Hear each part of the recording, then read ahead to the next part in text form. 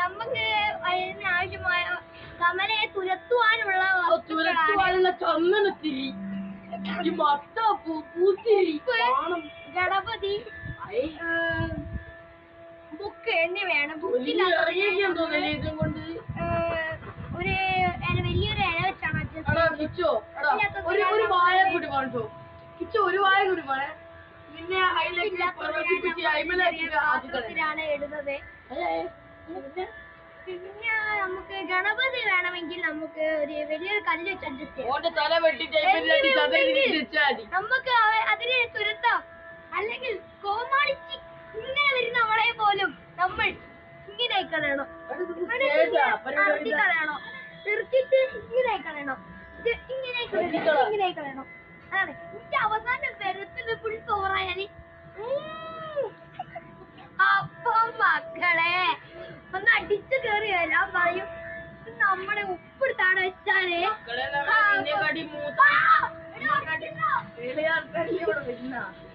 എന്താ പറയട്ടെ, നമുക്ക് ഉപ്പ് വെച്ചാൽ കമലക്ക് കമല ബോധം കിട്ടുക ഇങ്ങനെയാണ് കണക്ക്. കല്ല് വെച്ചാൽ അതുപോലെ തന്നെ കിടക്കും.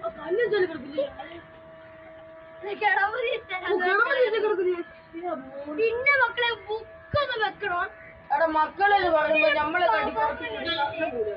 മണ്ണെടുത്തിട്ട് ഇങ്ങനെ തേച്ചിട്ട് ഇങ്ങനെ വരത്തുണ്ട്. കമലാശ്വരി രക്തം കൊണ്ട് ഞാൻ എന്ത് ചെയ്യാ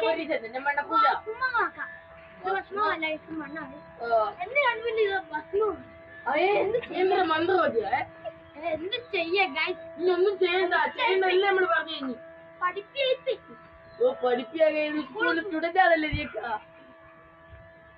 ഇനി നമുക്ക് നമുക്ക് എല്ലാരും പിടിക്കാൻ പോയാൽ നമുക്ക് എല്ലാരും എല്ലാ പണിയും കഴിഞ്ഞ് അവസാനം ഫസ്റ്റ് ആരാണ് തൊടുന്നത്? അവനാണ് ഒന്നുകൂടി കളി തുടങ്ങാം. നമ്മള് ഓരോ സാധനങ്ങൾ ഒളിപ്പിച്ച് വെക്കേണ്ടതും ചെയ്യണം. അതാണ് ഇതിന്റെ പ്രധാന കഥാപാത്രങ്ങൾ. കമലാശ്വരി അത് മാത്രമേ ഉള്ളൂ. കമലാശ്വരി പിടിക്കാൻ വരുന്ന പിഞ്ച് തീപ്പെട്ടി കൊള്ളികളും.